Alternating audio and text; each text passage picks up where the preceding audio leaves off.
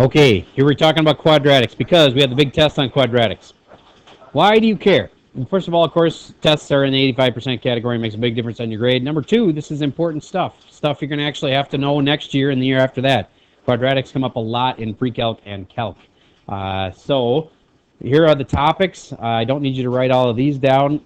Here's some examples of parabolas in the real world. If you shine a flashlight up against the wall, it makes a parabola. And here's some parabolas in some famous buildings. Anyway, if you want to know what's on the test, here's what's on the test. This I'd write down. Ready? Get your notes out. Get them ready. And ZPP, that's problems that look kind of like this.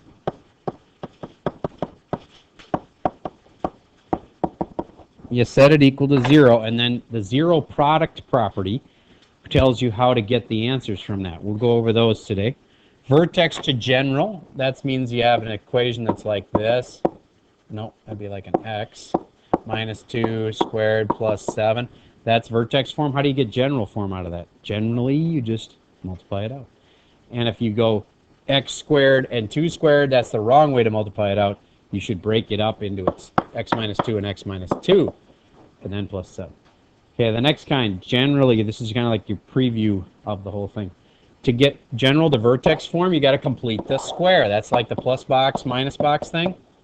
Okay, so that's on the test. Next, general to factored form. If you want to get something in general form into factored form, you just have to factor it. Next kind, simplifying radicals. So if you're simplifying something like this, square root of 40, you get how that would break into square root of 4 and the square root of 10, and that'd be 2 root 10. That's simplifying radicals, for example. That's on there. Also, if you had like 2 plus or minus 2 root 10 all over 2, you'd have to be able to know how to cancel those 2's off without just making them disappear. If they don't disappear, what do they turn into? 1. So it would be really 1 plus or minus root 10 all over 1, which the dividing by 1 really doesn't do anything. So, all right, so that's simplifying radicals. Next one, given a graph, you should be able to show me where the x-intercepts, y-intercepts, domain, and range are of the graph. The axis is symmetry. That's that line that runs right down the middle of a parabola. We'll talk about that at the very end, like how to find, where the vertex is and stuff. The axis symmetry runs right down the middle. And then quadratic formula, you have to know how to do that. So there's a lot of topics. And the idea here is today I'm going to cover pretty much everything that you need to know for this test. Not to say you'll be perfect. I'm sure there'll be things on the test that I don't completely cover, but you get the idea at least. And then tomorrow is a lot of questions. Chances for you guys to ask me questions. I'm going to give you both worksheets tonight, actually, so that you can look them both over and see if there's anything on you don't understand. And then tomorrow will be like a work day all day where you can ask me stuff at the beginning and then a lot of time to work. Okay, so here's why you care. One of the reasons is that it's something that the state's going to test you on.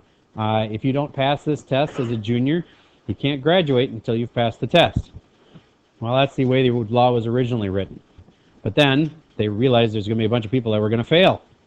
And then they weren't going to pass. They weren't going to get out of high school, and they weren't going to get a diploma. And so then they chickened out and said, okay, well, you have to, if you don't pass it, then you have to take it again. What's the next logical question? What if you fail that one? Well, then you have to take it again. And what if you fail that one? If you failed it 3 times, then you can stop taking it. That was the state's wise solution to that problem. Yeah, then you can graduate. Yep, just have to fail it 3 times. Yep, isn't that the stupidest thing ever? Okay, and the only thing they did include in there that was sort of okay, that helped anyway, is that they said in between each take of the test, you aren't allowed to retake it until you have retried learning the material. So the school has to do what's called a remediation. In our school, we took that pretty seriously, and we assign you summer school if you don't pass the test. And you take summer school to learn all the stuff you're supposed to know for the test.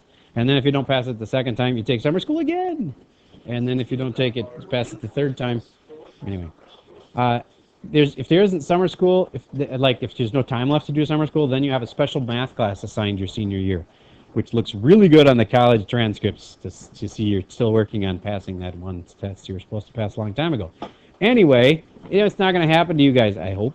Every now and then, 1 out of like 100 HA9 type kids will not pass this test, but it's really rare.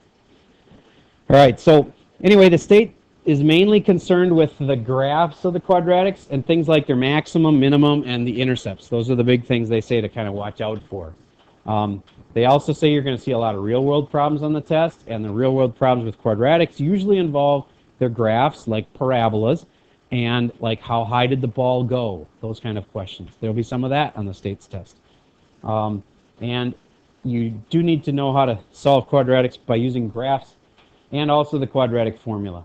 And they don't include imaginaries. We do on our test, but there won't be any imaginary stuff in the state's test. Yes?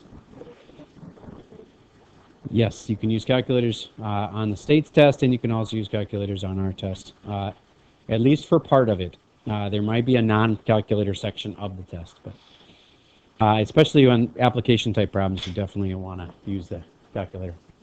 Okay, factoring.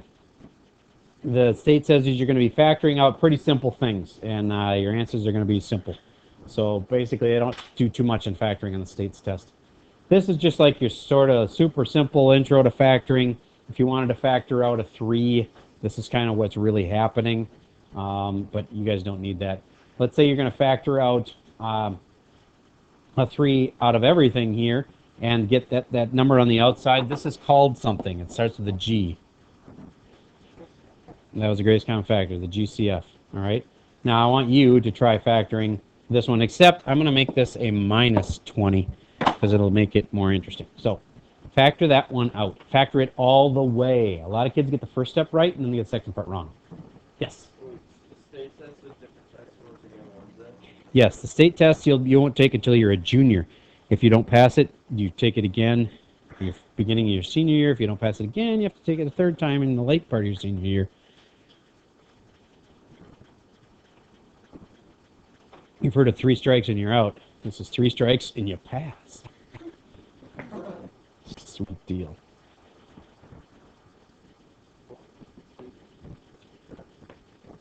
I do get that there are some kids that are really gonna, like, let's say it only boils down to one kid in your grade who just can't pass this test. But what if they're like an amazing artist?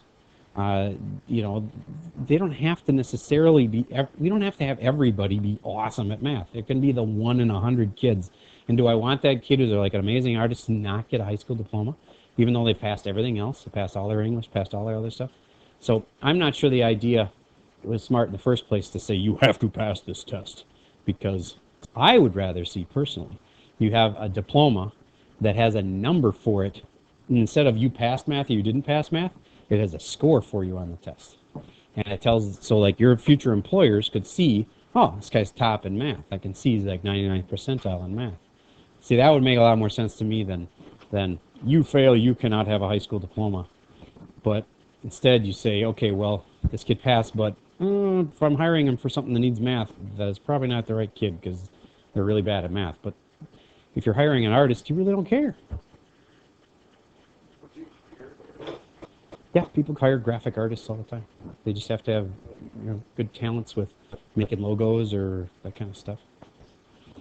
Okay.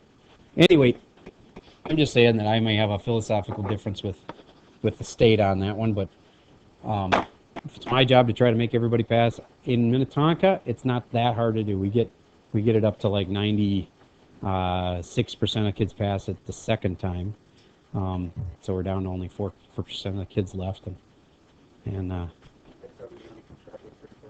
don't know about the third time. I'm sure it's pretty depressing after you've passed it or failed it twice. But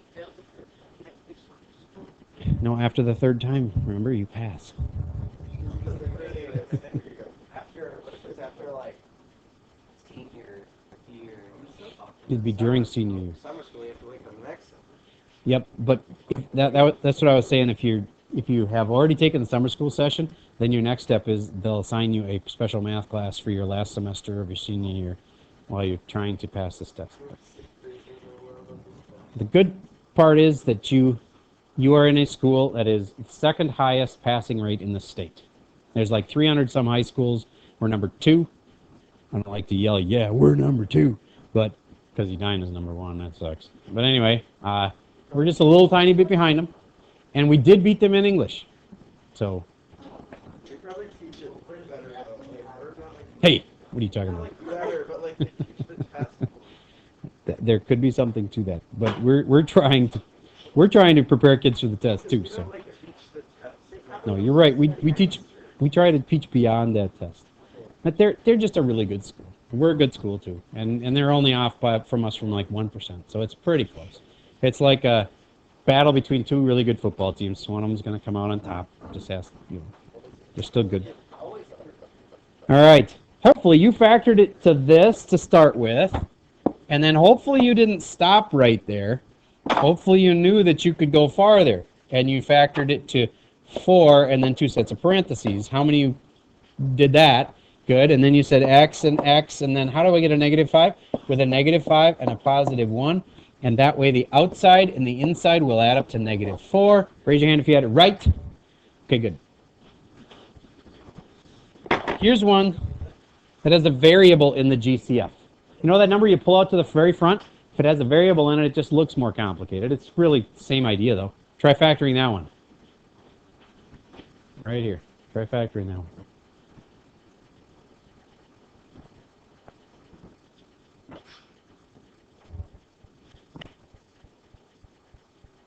So don't just factor out the 5. What else can you factor out?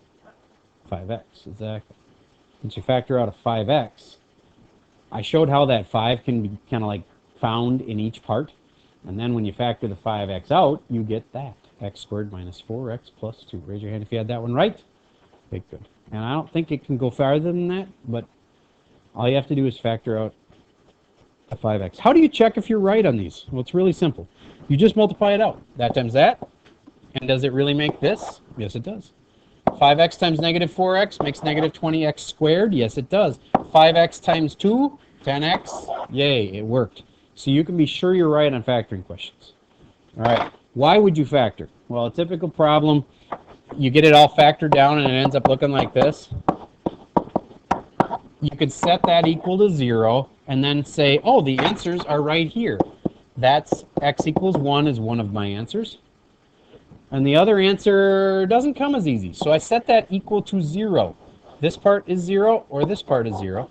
So I'm going to set that equal to 0. 2x plus 3 equals 0. 2x equals negative 3. X equals negative 3 over 2. And now I got my other one. So those are my 2 answers. That's called the ZPP. Will you be good at that on the test? Good. Any questions about that kind? All right. So, just one little challenge one. It's not even that hard. Just factor it as far as you can. That one. Try it.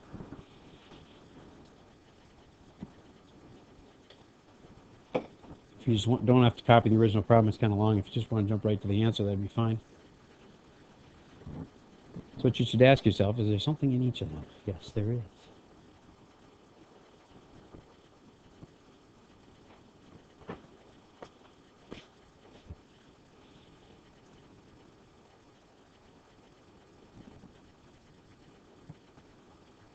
Would 5, 10, or 15 come out of all of them? 5 would. How about x? Can you get an x out of all of them? Can you get more than one x out of all of them? Yes, you can. You can get an x squared out of all of them. There's your answer. 5x squared comes out of all of them. And if I multiply it back in, that times that, I make that. This times this would make that. All right. Anyway, you get the idea. What exactly is a quadratic? Well, as opposed to linear, cubic, or quartic. Linear is the kind you did a lot of in algebra, where you just had a simple x. Okay, now we have a lot of these with x squared in them, and those are called quadratics. We're going to do more with cubics, which are degree 3, and quartics, which are degree 4, later on this semester, but for right now, we're kind of stuck in the quadratics, finishing that off. All of these are quadratics. They all have x squared in them. You do not have to have this middle term to be a quadratic. It does not have to be there. If you get rid of that, it's still a quadratic. Okay? Now, this last one is kind of a quadratic, but something's wrong with it. Do you know what's wrong with it? The x squared's in the middle. Where should it be? Out in the front. So if I had it written like this, now it's written in the right order. The one with the biggest degree should be first. That has a degree of 1 right there. And this has a degree of, like, x equals 0 is sitting there. So that has a degree 0. This has degree 1. And this is degree 2. The highest degree should be first. You don't have to. It is written correctly the way it is. Now, what does that negative in front mean? It's a parabola when I'm graphing it, but what does the negative do to it? Flips it upside down, so it would be an upside down parabola. All right, moving on. When you graph them, you get a parabola. And obviously, this is the parent parabola. What if I moved it over 2 spots to the right and up 4? Would you write me the equation for that? It starts y equals.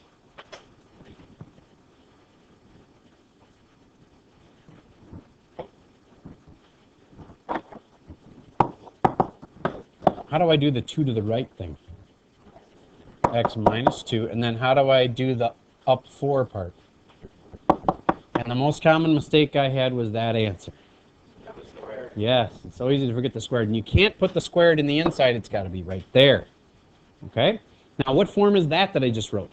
Vertex form. What if I want general form for this thing? Just generally you multiply it out. So I want you to do that. Try multiplying that one out right now. I want to see how many of you make the common mistake on this one.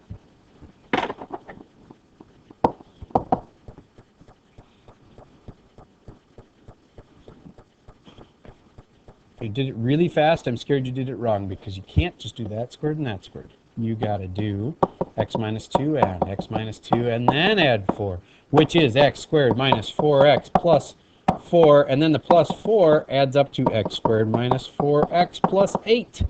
That's general form. That's vertex form. How come I...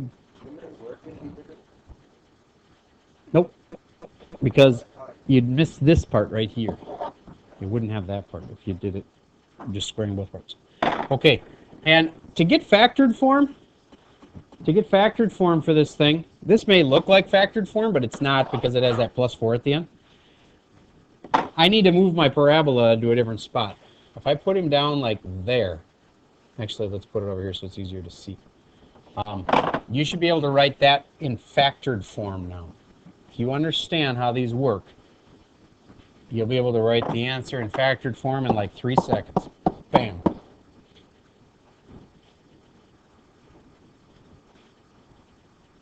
Try it. The pencil's not moving, you're not drawing. You already done?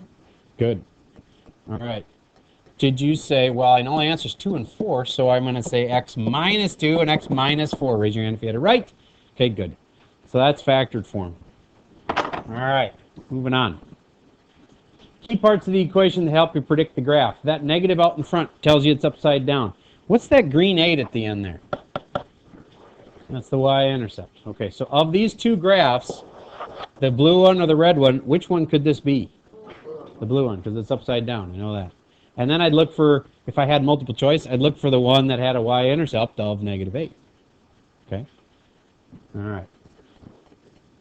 If I look at this one, since graphing calcs will be allowed, you graph the thing, and this would be 2 of your most common answers. Those are called the zeros, the solutions, the roots, and the x-intercepts.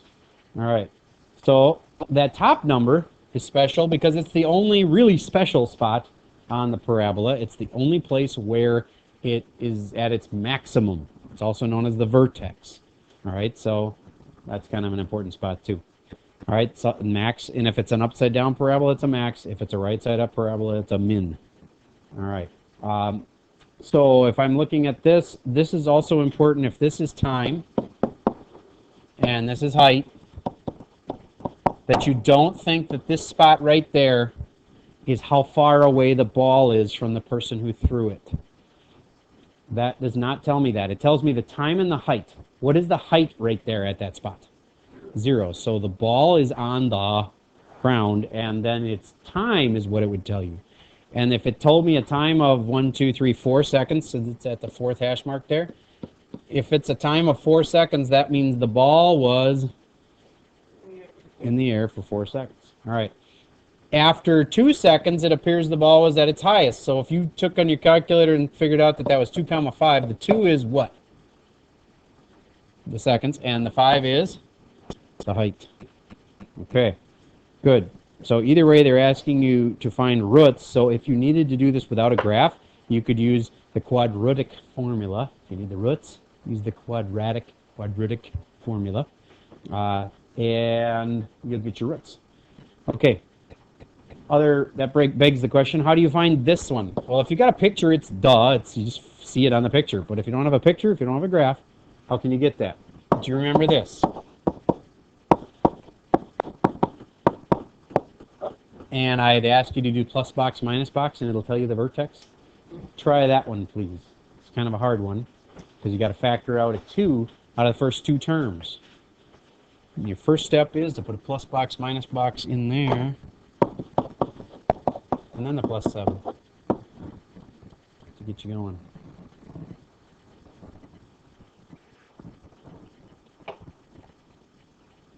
Okay.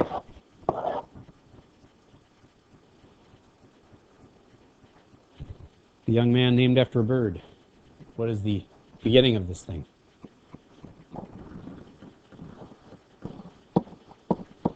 Wait, not a 2 there. Go ahead, keep going. I kind of changed it a little bit, but I don't want to say people's names on the video because it's put it on YouTube, and then some guy in Bora Bora could be like hearing that you're here, and then he's like, oh my gosh, I've been stalking that kid, and I know he's in Minnesota now. Anyway, okay, so go ahead. Plus 2x plus, wait a minute. How did you get that 1? It's okay. That's not a problem. But okay, so let's move on. This half and square, the little German boy tells us what to do there. Half 2 is 1, 1 squared is 1. So you said 1 and you're right. And I put it in both spots, but why is what I wrote incorrect? Yes. Yes, because I took a 2 out here, I also have to put a 2 right there because this has to balance out that. The things in the box are supposed to cancel each other. So, all right, so now final answer, 2, parentheses, and then negative 2, or 2 times negative 1 makes negative 2 plus 7 is plus 5, and then I'd have x plus 1 and x plus 1, final answer, y equals 2, parentheses, x plus 1 squared plus 5. I have found the vertex. It was at negative 1 comma 5. Any questions about how to do that kind? All right, what if they were fractions? Could you handle that? Let's just do one with a fraction in it that's simple. X squared plus 3x plus 7. Try that one. Do the plus box, minus box thing here. And the problem is that it's a fraction. You got to be able to handle that.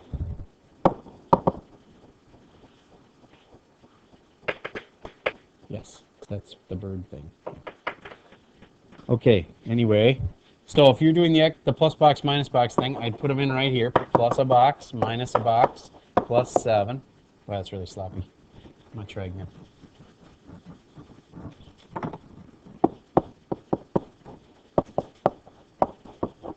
And then this 3, half of it and squared. Half of 3 is 3 over 2. And then I need to square it. I like to write it just like that, and that'll be a good way to write your answer. That's okay. And then I can actually square it here. 3 squared is 9 over 2 squared is 4. And then I would have x plus parentheses 3 over 2 squared. Because I take the square root of that, and since it's being squared, the square root is 3/2. And then this part right here is negative, let's see, negative 2 1/4 plus the 7.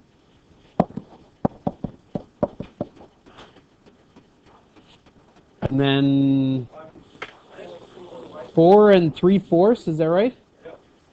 4 3/4. Okay. Question?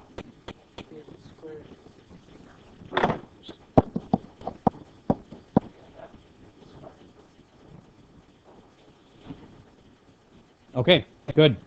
So there's your plus box, minus box stuff. So how can I solve a quadratic? There are four things. Sometimes they'll ask you for roots or zeros or x-intercepts or solutions, and there's three main ways. First, let's talk about graphing them. If you graph them, you're looking for those two spots that I have the arrows going to. Okay, they're the x-intercepts. That's an easy way to do it. Just graph it. Next option is if they want the zeros are just things that make the equation equal 0. So why are the answers 1 and 3 zeros? Because if you stick in 1, see, it turns into 0. If I stick in a 1 here. If I stick in 3's into the equation, it also comes out to 0. That's why they're called zeros. All right. I want you to see if you can do one of these with a graphing calc. So graph that puppy and see where it touches. Use second, calculate the zeros to find out exactly where it touches.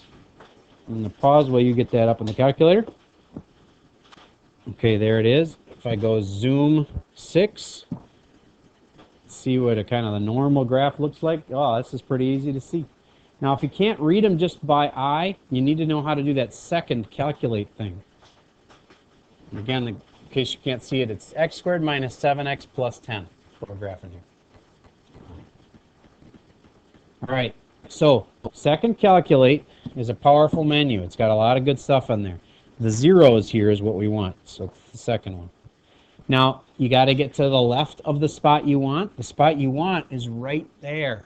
So to get to the left of that, I'm going to arrow over till my little spider is just to the left. I know it's above it, but it's also to the left of it. Hit enter, go to the right of it, and then hit enter, and then get right on top of it. And the third question is guess, and that means you get really close to where you think the answer is. And hit enter, and hopefully it says 2, 0. Can you get that right? All right. On the other one, to get the other one, you just do the same thing, except on your last thing where you say guess, you're going to get to the left of the spot you want, to the right of the spot you want, and then get right on top of the spot you want, and just get right on top of that thing. So I'm going to be to the left of it here, and I'm going to be to the right of it, and then the spot I want is right there. And I'm to the left. I don't know if you've ever noticed, but it puts up these little guys, a little arrow, left arrow, and then a little right arrow. It's over here. And now I'm right between those two arrows, see? My spot I'm at is between them. And I hit enter, and it tells me 5, 0. So there's my two answers. Those are called the roots, zeros, solutions, x-intercepts. All right, moving on. A second option for solving this quadratic is factoring it. If we factor it down to get something like this, we can set it equal to 0 then, and then we can just get our two answers really easy off of that. It's like what makes this part 0 and what makes this part 0. So what if it said this? Do you see one of the two answers just popping out at you? -5. But the other one, don't say it. Write it. Write the other one down on the piece of paper. If you can't do it in your head, that's okay. Just do this. Set it equal to 0 and solve it. Did you get 7 over 2? All right. Because if you add 7 to both sides, you have 2x equals 7, and then x equals 7 over 2. That side's 7 over 2. That side's -5. Those are the two things that would make it equal 0. All right. So, factoring, I think you can handle this. You just factor it, and then the answers would be what? 5 and 2. Done. Okay, third way, quadratic formula. X equals -b plus or minus square root b squared minus 4ac all over 2a. And if you take, this is a, this is b, and this is c off of this equation, you can only do that when it's in general form. That's a good reason to know how to get general form. Generally, you multiply it out. So the quadratic formula is awesome basically because it always works. Graphing doesn't always work. You can't see where the intercepts are sometimes when they're imaginary. But quadratic formula will always work. So it's pretty cool to know how to do it. I want you to try that one with the quadratic formula. Just stick it into the skeleton of the quadratic formula. And yes, if you've got a program on your calculator, you can do it that way. But on the test, you would have to show me the skeleton of the quadratic formula, what numbers you plugged in. If you you'd have to make it look like that. And then you could do the rest in the calculator.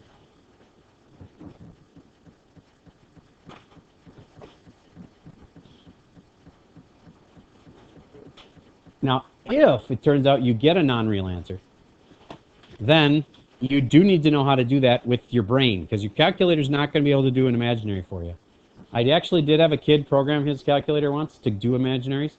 It's really not that super complicated, but a normal kid's calculator program is not going to be able to do that. Well, basically, you have to know when it's coming out negative underneath the root. Then you have to like change the number that's in there to be positive, and then figure it out like that. Except then you have to tell them when they do their answer to put in an I. You know what I mean? So you like take the answer that would have come out and say, you tell your computer to put an I right there. Yes.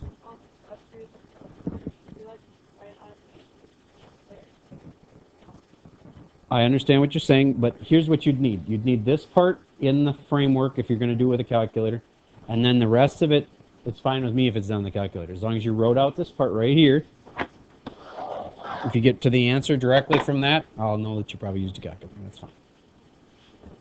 But if you got all of this work, you probably know how to do it. Final answers came out to 3 and 1. Really? Okay. Well, let me double check this then. There might be a mistake. Oh, I'm sorry. This is a different problem now. Okay. I was on a different page. This one. Sorry. Somebody asked me to show them something. So anyway. Okay. I moved to another page and I messed it up. 4 and negative 6? Okay. Raise your hand if you had that one right. Okay, good. Sorry about that. I was going to a different quadratic formula problem. They're kind of long, but they're not that complicated if you know how to stick numbers in the formula. All right, so here's an overall summary of what we learned. There is a couple other little add-on things that are more than what the state requires, which is the imaginaries, which we'll talk about. And then we'll also talk about these kind where I give you a dotted line and you have to figure out where that vertex is from that. All right, let's start with that. Let's say that I give you a graph and it's got this point's at 3, this point's at 7. That's the axis of symmetry and would be at what? X equals 5. And remember, an axis is a line, so you need x equals. X equals 5 is that line. Now, where would it have its, like, I know that the dot for the vertex is like somewhere on this line, right? So the answer for it is 5 comma something. How do I figure it out? Well, the smartest way is to just write the equation for this thing. Like right off the bat, from those two numbers, I can write the equation really easy. What's the equation? Y equals x minus 3 and x minus 7. Now I got the equation, and I know the number 5 is somehow important because it's 5 comma I don't know what. So what do I do with that 5? You plug it in. You take this 5, you know x is 5, and you put it right there. X is 5. Put it in. You get y equals 5 minus 3, which is 2, and 5 minus 7, which is negative 2. Final answer, y equals negative 4. So this must be at 5 comma negative 4. See how I did that? I want you to try one now. Let's say it's like this. Careful now, I put this on the other side of the axis on purpose. Let's say that's 1, and that's 9. Figure out what, don't say it. Figure out what the equation is. Figure out where that spot right there is. Oh, yes, okay. You're right. It's at negative 1 and negative 9 there. But that doesn't mean your equation is that way. Your equation is a little different.